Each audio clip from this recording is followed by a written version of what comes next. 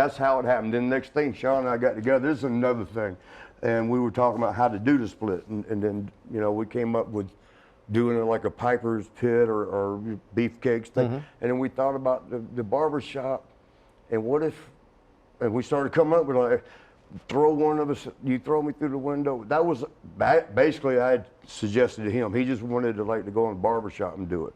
But I'm like, what if you? I didn't mention the super kick because we did everything together.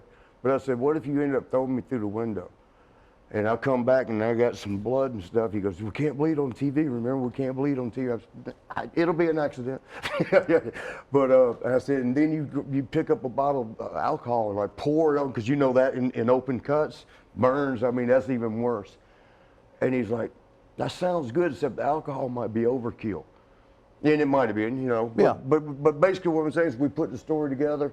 But it was my idea, and then next thing I know, he's off telling everybody, I came up with the idea, because it's iconic. It's 27 years later. People still talk about it and love it. Yeah. And you know, another thing, he had, on interviews I'd seen, he said, yeah, I actually came up with that for when we was going to wrestle the Nasty Boys.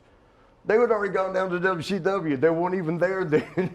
That's Well, they were still there during that barbershop. Were they there? Yeah, the Nasties were there until early '93, and that happened in early '92. Oh, okay. Yeah. Man, it's so hard to know with them because they were in and out. I got a good novel story to tell, Nasty Boy story. Well, I want to get to that time period, but I'm interested to see how this story culminates, and we'll go from there. Let me lock it out. All right. So anyway, barbershop window did our thing. Okay, I told this story before. Shawn went and did an interview, and again, yeah, it was RF. I don't want to give them plugs somebody else, but it was one of the video companies. Yep. And on there, Shawn was saying, well, you know, Marty he screwed things up, and I just couldn't deal with it no more. And you know, I had no idea that he was telling that story. Yeah. That, you know, he told Vince, he was like, it really happened that way. Like, Marty did stuff behind my back, and I brought up Dusty Rhodes and Flair for a reason. I'm not going to say which one, but rest in peace. but I called the WCW because Shawn's like, you're kind of close with him. Call him. I said, okay. You know, that was part of Shawn's bow and all that. Look, just quit, because he knew that, you know, you got ends with WCW with those guys. To call him, and I did. And talked to, like I said, I'm not going to say the one's name. But rest in peace. Yeah. Yeah. And he said, Marty, let me tell you something, Daddy. You guess which one it was now. But he said, we would take you in a minute, but your partner's got heat here. Okay, so now you think I want to go back and tell Shawn, like, they want me, but they don't want. So I just said, I can't get nothing done. I took it like that. And so then that's where Shawn ran with the Marty. He told me he had all these people, and then when it come down to it, he couldn't talk to nobody. He had lied to me. He had nothing, no connection. I got that thrown on me because I was trying to save his feelings and saying, right, I just they don't want you. Yeah, I didn't want to say, tell him that. Let me tell you something, Daddy. But so then, here's a little upsetting. I hate to get into the religion part of it. But when we did the Rocker reunion, I was there. I had brought a girl with me to get her backstage. Where, some of the guys bring their wife, but it's everybody didn't know that you don't get to bring girlfriends back, backstage. So I had to go around. I hate to say it, but I lied about it. I said it was my wife, so they would let her backstage. Pretty young black girl, and one of my best wrestling students, Bobby Sanford, black guy. So, and they were friends. That's actually how I met her. So I told everybody WWE, that's my wife and that's her brother. So that's my brother-in-law. Oh, okay. And there's a reason I bring that up. The color shouldn't have came in except for the relationship of brother-in-law. So Shawn comes up to me. He was doing his book, the first book. And now he's religious and everything. So he called me over. He goes, we were at during the day of the TV, you're around all day and you're out and about by the arena, by the ring, and he says, I got to talk to you about something. And he did the eye cross, and I thought, it's going to get serious. What have I done now? And we were getting along good too. We always do we really always did. There was just one bad night, and other than that, we always did well. But I didn't appreciate some that burying me with lies and shit, but whatever, that's in the past. Bobby was his name, Bobby Sanford. He calls it, he says, get your brother-in-law over here. I want him to hear this. I want to get this correct for the book. He goes, because I'm in that spot for the book. And I heard you remember, and Bobby, he called us, Bobby, come here. Bobby comes over. So Bobby's a witness. I mean, if anybody thinks I'm lying, I got one witness. All right, there you go. And then actually more people know exactly what happened as far as the boys. So, I mean, I got no reason to lie. I mean, I don't care to. What's it going to do for me?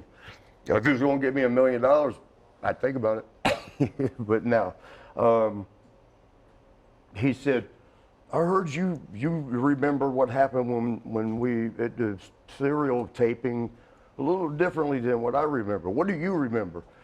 That's the way he asked me, right? Mm-hmm. And he was called Bobby over because he wanted him to hear. And Bobby's sitting there, Bobby was, a student, very good, one of the best. And he was like cool to meet Shawn. He was kind of like your boy today, kind of hog heaven, like, oh, cool. And I said, Shawn, I remember how it happened. He goes, well, how did it happen? He asked me.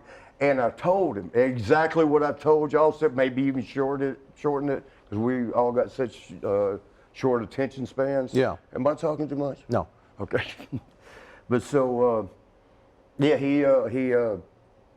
I told him everything. Now, right in front of Bobby, it didn't surprise me, but Bobby just kind of grinned and put his head there. He goes, damn it. How do you remember so many things when you did more drugs than me? And he turned around and kind of stomped off. Like, guess what he put in the book? The other way, the way he originally told it. And his whole purpose of calling Bobby over, calling me over, and going through that whole thing is so, because he's a Christian now, he wants to get things right, and he's at that point in the book. He gets told, he has a little tantrum. It was a funny tantrum, it wasn't like a mad. Yeah, it wasn't anger. Yeah, he was just like, damn, how do you remember such, you did way more drugs than I did. But so, then I read the book, and I'm like, wow. And then Bobby, when he read the book, he called me, goes, he just lied real bad. The World Wrestling Federation was live at the War Memorial in Johnstown, Pennsylvania, Wednesday, June the 27th, 1990. In the opening contest, Coco Beware beat the Genius. Paul Diamond with the win over Jim Brunzell. The Barbarian defeated Superfly Jimmy Snuka. WWF Tag Team Champions Smash and Crush of Demolition retained the titles over the Hart Foundation. Brutus the Barber Beefcake victorious over WWF Intercontinental Champion Mr. Perfect via disqualification. Hercules defeated Al Perez via forfeit when Perez no-showed. And in the main event, WWF World Champion, The Ultimate Warrior, retained the title over Ravishing Rick Rude. If you were in Johnstown live, share your memories in the comment section below. Use the links in the description box to keep Wrestling Legends working in our eBay store and on our world-renowned Patreon streaming service so we can bring you more interactive superstar shoot interviews to relive the good old days of professional wrestling. Check it out. Boston Wrestling Sports in the MWF explodes into a new year with professional wrestling content galore and need you to join our family. Every Tuesday night at 10 p.m. after our Monday Night Raw review, it's Wrestling Insiders at your house with WWE Hall of Famer Mr. USA Tony Atlas. Wednesday nights at 10 p.m. after NXT and AEW, join rotating legends on Wrestling Insiders Special Edition. Every Thursday night at 10 p.m. after our NXT and Dynamite review, it's Marty Jannetty's no-holds-barred sex, drugs, and rock and roll journey on Wrestling Insiders Party with Marty. Friday night after SmackDown, don't miss John Cena Sr.'s Wrestling Insiders Fabulous Fridays. Plus, look for classic clips, history videos, bonus live episodes, pay-per-view, watch-alongs, and more. For less than a cup of coffee at Starbucks, get early ad-free access to our Wrestling Insider talk shows, our acclaimed studio shoot interview DVD library, and help keep wrestling legends working during the worst of times